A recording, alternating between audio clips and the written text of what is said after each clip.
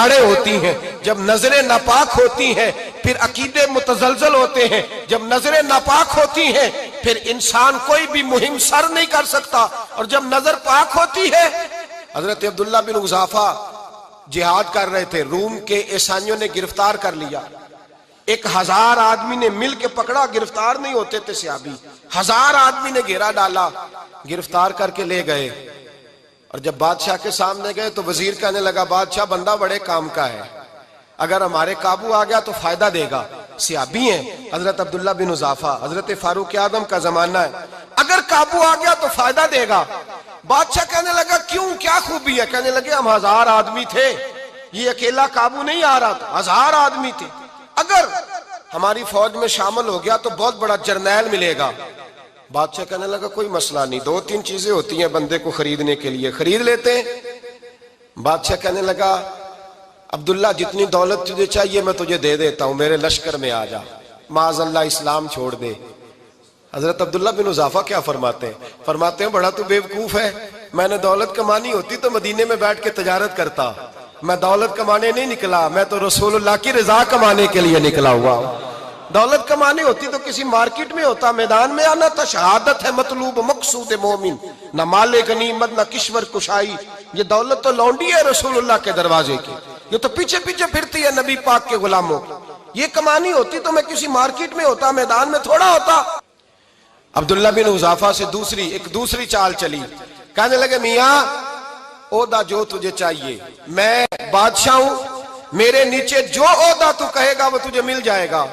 حضرت عبداللہ بن حذافہ کہنے لگے شاید تجھے پتہ نہیں میری تعریف کیا ہے، شاید تو جانتا نہیں میری تعریف کیا ہے۔ کہا صاحب کی کیا تعریف ہے؟ کہنے لگے میں رسول اللہ کا صحابی ہوں، اور کائنات میں سب سے بڑا عہدہ مصطفیٰ کے صحابی ہونے کا عہدہ ہے۔ صحابہ وہ صحابہ تھے جن کی ہر صبح عید ہوتی تھی، خدا کا قرب حاصل تھا، نبی کی دید ہوتی تھی۔ فرمایا میں نے حضور کے جلوے دیکھے ہوئے ہیں، مجھے عہدے کی ضرورت ہی نہیں، اور میں نے عہدہ لینا ہوتا تو میں سیاست کرتا، میں تو شہادت لینے نکلا ہوں میدان میں، عہدے کا میں نے کیا کرنا ہے؟ اب بادشاہ کہنے لگا اسے قتل کر دو۔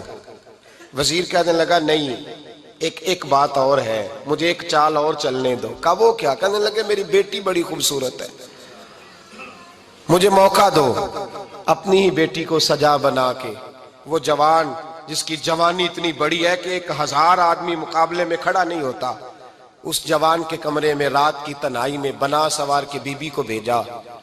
وہ بی بی کہتی ہے میں ساری رات بن سور کے اس صحابی کے کمرے میں بیٹھی رہی، لیکن یہ کیا شخص تھا، ساری رات ہی مصلے پہ بیٹھا رہا، ساری رات ہی، کچھ دیر تھک جاتا تو یہ کریم رسول پہ درود پڑھنا شروع کر دیتا۔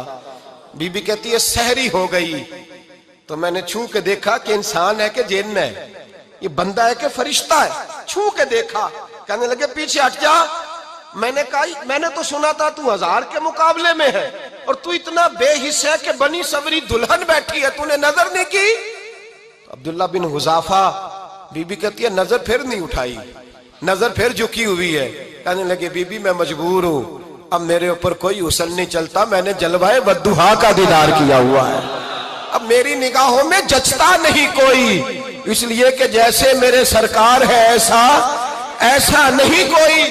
کہا بی بی اب نہیں کسی کا میرے اوپر جادو چلتا، میں نے مصطفیٰ کو، اور کہا ذرا پیچھے ہٹ کے بیٹھ، مجھے میرے رسول نے غیر محرم سے بچنے کا حکم دیا ہے، ذرا پیچھے ہٹ کے بیٹھ۔ سحری کا وقت تھا، وہ بی بی کہتی ہے اس نوجوان کے جملے میرا سینہ چیر گئے، کلیجہ پھٹ گیا، چیخ نکلی، میں کفر کے عالم میں روئی۔ میں نے کہا مجھے بتا تو صحیح، آخر یہ جذبہ کہاں سے ملتا ہے، آخر یہ روشنی تو میں نے دیکھی نہیں، کہاں سے آتی ہے؟ ایک میرا باپ ہے جو بنا سور کے مجھے تیرے کمرے میں چھوڑ گیا، بتلا یہ کہاں سے کیف آتے ہیں؟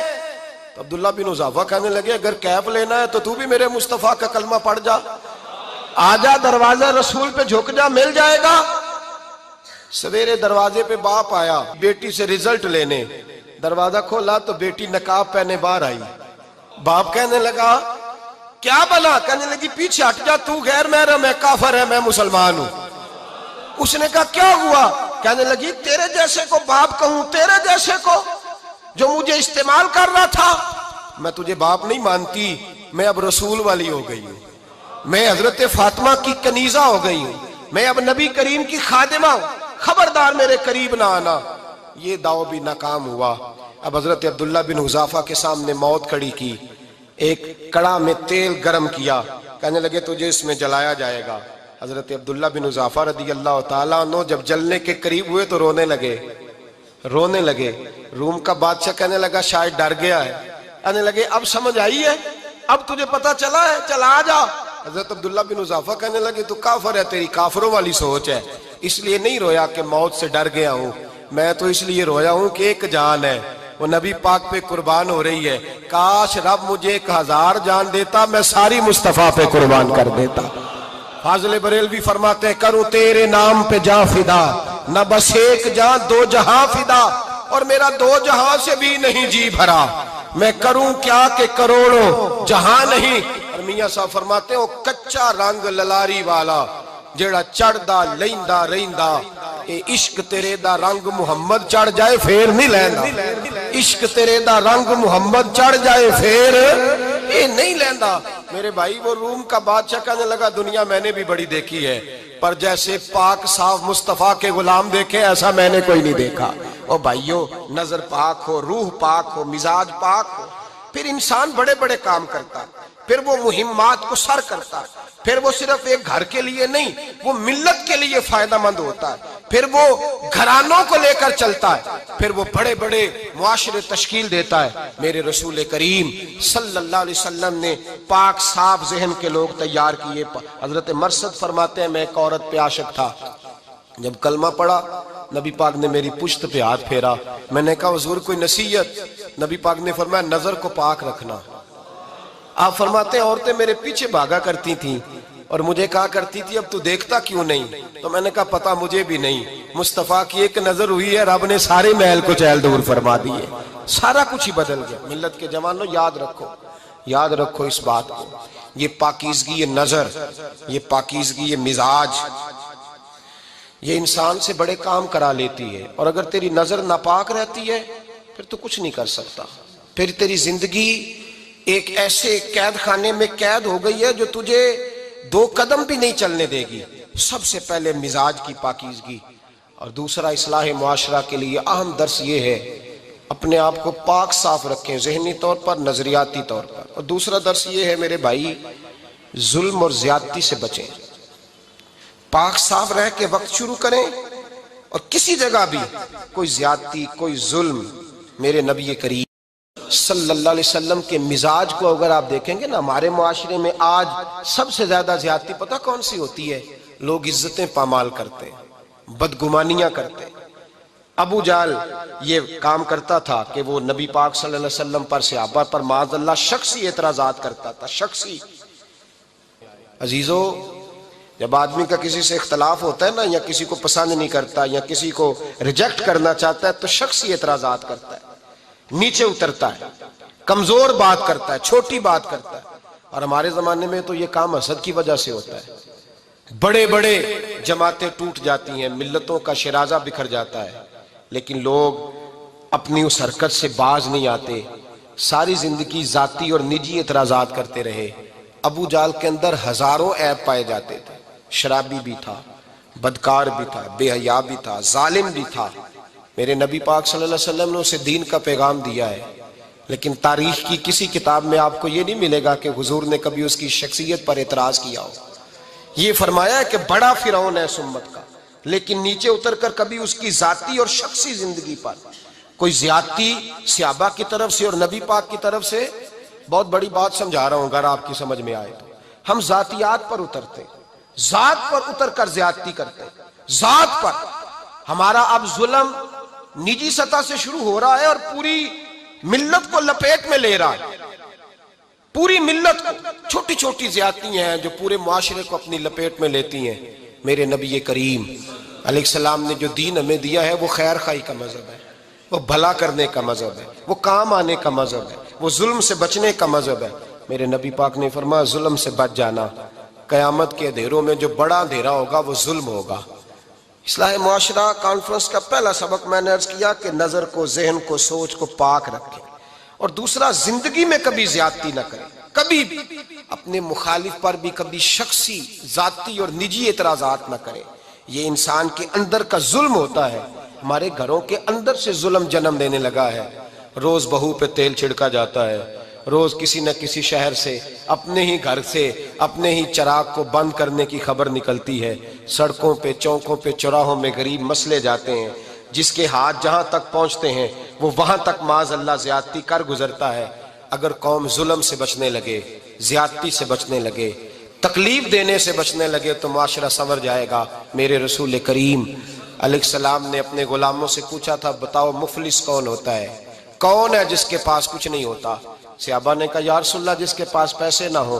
بخاری مسلم متفق علیہ حدیث ہے. نبی کریم نے فرمایا نا بھائی, مفلس تو وہ ہوگا جو قیامت کے دن احد پہاڑ کے برابر نیکیاں لے کے آئے گا. یا رسول اللہ اتنی نیکیاں پھر بھی مفلس ہے, پھر بھی غریب ہے؟ تو نبی پاک نے فرمایا نیکیاں پہاڑ کے برابر ہیں, پر اس نے چغلیاں بڑی کی ہیں, غیبتیں بڑی کی ہیں, مذاق بڑے اڑائے, اس نے لوگوں پر پھبتیاں بڑی کسی ہیں, تان و تشنی بڑے کیے, ظلم بڑے کیے, گالی بڑی دی, لوگوں کے بارے میں بری باتیں کی. اب رب کریم نے وہ ساری نیکیاں ان لوگوں میں بانٹ دی. مفلس ہو گیا, غریب ہو گیا. زیادتی نہیں کریں, ظلم نہ کریں. اپنی نجی زندگی سے لے کر, گھر کے اندر سے لے کر اجتماعی زندگی تک زیادتی سے بچیں. میرے نبی کریم علیہ السلام نے اپنے غلاموں کو یہ درس دیا ہے, دیکھنا کبھی زیادتی نہ ہونے پائے, دیکھنا کہیں ظلم نہ ہونے پائے, دیکھنا کسی شخص کو تمہارے قول فعل سے, تمہارے مزاج سے تکلیف نہ پہنچے. میرے بھائیوں, حضرت وہب ابن منبہ علیہ رحمہ فرماتے ہیں کہ بنی اسرائیل کے اندر ایک بادشاہ محل بنانے جا رہا تھا. محل آج بھی جس آدمی کی سوسائٹی کے اندر 2-4 قلعے, 2-4 ایکڑ کسی غریب کے آ جائیں, وہ یہاں تو اسے دھمکاتا ہے یا بلیک میل کرتا ہے, کچھ نہ ہو سکے تو پھر قتل ہی کرا دیتا ہے معاذ اللہ. اور یہ خبریں عام ہمیں سننے, پڑھنے اور دیکھنے کو ملتی ہیں. بادشاہ محل بنانے جا رہا تھا. ایک غریب بی بی رہتی تھی, اس کی جھونپڑی بادشاہ کے محل کے نقشے میں آتی تھی. بادشاہ نے کہا بی بی منہ مانگی قیمت لے لو, خالی کر دو یہ مکان. بزرگوں کو اپنے جھونپڑیوں سے بڑی دلچسپی ہوتی ہے. بچے سوسائٹیوں میں چلے جاتے ہیں, ابا جی کہتے ہیں مجھے گاؤں میں رہنے دو, میرا یہی دل لگتا ہے, مجھے اس گھر سے دلچسپی ہو گئی. اماں کہنے لگی بادشاہ میں یہاں بیاہ کے آئی تھی, خامد انتقال کر گیا, اولاد اللہ نے دی نہیں, میں پکا ہوا پھالوں, گر جاؤں گی تو تیرا ہی ہے, لیکن مجھے اس آشیانے میں رہنے دے. یہ گھونسلہ میں نے تنکا تنکا کر کے بنایا ہے, مجھے رہنے دے, نہ مجھے نکال. کہنے لگا میرا نقشہ خراب ہوتا ہے. بی بی سارا دن مکان میں بیٹھی رہتی کہ میری جھونپڑی ٹوٹ نہ جائے. ظالم کی نظر میں آ گئی ہے کہیں میرا یہ آرزوؤں کا محل چکنا چور نہ ہو جائے. سارا دن ڈیوٹی کرتی. بادشاہ نے بھی 2-4 سپاہی کھڑے کر دیے, جب گھر سے نکلے تو بلڈوز کر دینا, مکان کو گرا دینا. وہ خاتون کتنی دن بندہ بیٹھ سکتا ہے. ایک دن سر شام گھر سے نکلی, 2-1 گھنٹے کے بعد واپس آئی تو مکان گر گیا تھا, دیوار بن گئی تھی. حضرت وہب ابن منبہ فرماتے ہیں بس اس نے دعا کی, اس نے دعا کی تو رب کریم نے وہ شہر سارا تباہ کر دیا. اس بی بی نے 2 جملے کہے تو الٹ پلٹ دیا وہ سارا شہر. میرے نبی کریم علیہ السلام نے فرمایا جب مظلوم کے ہاتھ دعا کے لیے اٹھتے ہیں تو عرش کا مالک آسمان سے کہتا ہے کھول دے سارے دروازے, اس کے بیچ کوئی پردہ نہیں رہنا چاہیے, آنے دے. مظلوم ہے, اس پر ظلم ہوا ہے, ظلم ہوا ہے. لوگ کہتے ہیں میں بے چین رہتا ہوں صاحب, مولانا صاحب, پیر صاحب, وہ گھر کے ایک کونے سے چیخنے کی آواز آتی ہے, کوئی دم مل جائے, کوئی تعویذ ہو جائے, کچھ ایسا ہو جائے کہ بچت ہو جائے, کوئی ایسی پھونک لگ جائے کہ آرام آ جائے. تو میں کہتا ہوں بھائی اگر بڑے دم کرانے سے بھی فرق نہیں پڑا, اگر بڑے تعویذ لینے سے بھی چیخیں بند نہیں ہوئی, تو ذرا ٹٹول کے دیکھ لو کہیں کسی یتیم کی آہیں ہی نہ دفن ہو وہاں, کہیں کسی غریب کا گوشت تو نہیں دبا لیا, کہیں کسی کو لوٹ کے تو دیوار نہیں بنا لی, کہیں کسی کا مکان پہ قبضہ کر کے تو نہیں بنایا. اگر لوٹ اور حرام کا مال ہو تو پھر چیخیں بند نہیں ہوتی, پھر سکون سے سویا نہیں جاتا, پھر وہاں آرام کی نیند نہیں آتی. حضرت وہب ابن منبہ فرماتے ہیں بی بی آئی اور آ کر کے اس نے جب دیکھا میرا گھر ٹوٹ گیا ہے, محل ٹوٹ گیا ہے, حالات بدل گئے ہیں, تو وہ خاتون آتی ہے اور میرے بھائی دعا کی تو اس نے انداز ہی بدل کے رکھ دیے. مکان سے نکلی تو مکان ٹوٹ گیا, اور فرماتے ہیں واپس آئی تو ہاتھ پھیلا کے پتہ کیا کہتی ہے, کہتی اے اللہ میں تو موجود نہیں تھی، بتا تو کہاں گیا تھا؟ تو بھی موجود نہیں تھا، میں تو نہیں تھی، پر تو کہاں تھا؟ بس رب کریم نے حضرت جبریل کو حکم دیا، فرمایا یہ بستی الٹ دو، ساری تباہ کر دو، یہ لوگ نہیں رہنے چاہیے، جو ظلم تو سہتے ہیں بغاوت نہیں کرتے، نہیں رہنے چاہیے۔ صاحب طبقات کہتے ہیں میرے مصطفیٰ کریم سید عالم صلی اللہ علیہ وسلم کے وصال ظاہری کے ایام قریب آئے تو حضور نے سرخ پٹی باندھی، تیز بخار ہے نبی کریم کو، 2 صحابہ سہارا دے کے مسجد میں لائے، نبی پاک علیہ السلام کو بظاہر سہارا دے کے لایا گیا۔ کریم رسول نے لوگوں کو جمع کیا، حضور آج کیا ہونے والا ہے، آج کیا کہا جائے گا، آج کس لیے میٹنگ بلائی ہے؟ نبی کریم کے کل صحابہ جب مسجد میں جمع ہوئے تو کھچا کھچ مسجد بھری ہے۔ وصال ظاہری سے چند یوم پہلے کی بات، نبی پاک نے فرمایا آج تمہیں کوئی جہاد کی ترغیب نہیں دینی، آج کوئی نیا پیغام نہیں دینا، آج تمہیں بتانا ہے کہ رب نے اپنے بندے کو اختیار دیا ہے، چاہے تو دنیا میں رہے، چاہے تو اس کی بارگاہ میں حاضر ہو جائے۔ اس عبد نے بارگاہ ربوبیت کی طرف لوٹنے کا ارادہ کر لیا ہے۔ حضرت صدیق اکبر رونے لگے تو صحابہ نے کہا تمہیں کیا ہوا؟ کہنے لگے سمجھ نہیں رہے، کسی کی بات نہیں کر رہے، نبی پاک تو اپنی بات فرما رہے ہیں، اس نے جانے کا ارادہ کر لیا۔ سنیے میرے بھائی، محبوب پاک نے فرمایا بھائی کسی شخص کو میری طرف سے کوئی تکلیف پہنچی ہو تو بدلہ لے سکتا ہے، بدلہ لے سکتا ہے، کسی کو تکلیف پہنچی ہو۔ صحابہ پھوٹ کے رونے لگے، محبوبہ کرم ہی کرم ہوا ہے، رحمت ہی رحمت آئی، آپ کے بارے میں گمان کرنے والا بھی دائرہ ایمان سے نکل جائے گا۔ حضور آپ کیا فرما رہے ہیں؟ فرمایا نہیں بھئی اٹھو۔ پیچھے سے جناب عکاشہ بن محصن اٹھے، ہاتھ کانپتے ہیں، آگے بڑھے، کہنے لگے یا رسول اللہ ایک جنگ کے موقع پر آپ نے درہ مارا تھا، ننگی پیٹھ پر صفیں سیدھی کراتے، بات دل میں رہ گئی ہے، میں نے بدلہ لینا ہے۔ نبی کریم نے فرمایا بلال دوڑ کے جاؤ، فاطمہ کے گھر درہ پڑا ہے، درہ لاؤ۔ سیدنا بلال حبشی کہتے میں گیا، دستک دی، سیدہ طیبہ طاہرہ حضرت فاطمہ فرمانے لگی بلال کیسے آئے ہو؟ اماں جی وہ درہ چاہیے تھا۔ سیدہ کو تشویش ہوئی، کہنے لگے بلال نہ تو جنگ پہ جانا ہے، نہ جہاد ہے، نہ کوئی ایسا موقع ہے، حضور کی تو طبیعت مبارک بظاہر بڑی علیل ہے، درہ کیا کریں گے؟ حضرت بلال عرض کرنے لگے اماں جی ایک صحابی بدلہ لینے لگے ہیں، صاحب طبقات نے جملے لکھے ہیں، کہتے ہیں بی بی صاحبہ نے درہ بھی دیا اور امام حسن حسین کو بھی باہر نکالا۔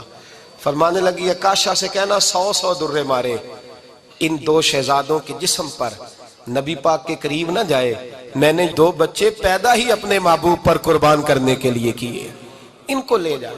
حضرت بلال کہتے ہیں میں 2 شہزادے لے کے آیا، اور جب دروازے میں میں لے کے پہنچا تو نبی پاک نے دیکھا تو آنکھوں میں آنسو آ گئے، فرمایا ان کو بٹھا دو، مجھے پتہ ہے فاطمہ نے کیا کہہ کے بھیجا ہے۔ حضرت سیدنا بلال فرماتے ہیں درہ میں نے جناب عکاشہ کو دیا، حضرت عکاشہ درہ لے کے آگے جو بڑھے تو حضرت ابوبکر صدیق نے ان کے پیروں پہ ہاتھ رکھا، فرمایا عکاشہ میری طرف آ یار، مجھے مار درے، نبی پاک کے قریب نہ جا۔ مصطفیٰ کریم نے فرمایا ابوبکر تو ہٹ جا، اسے آنے دے۔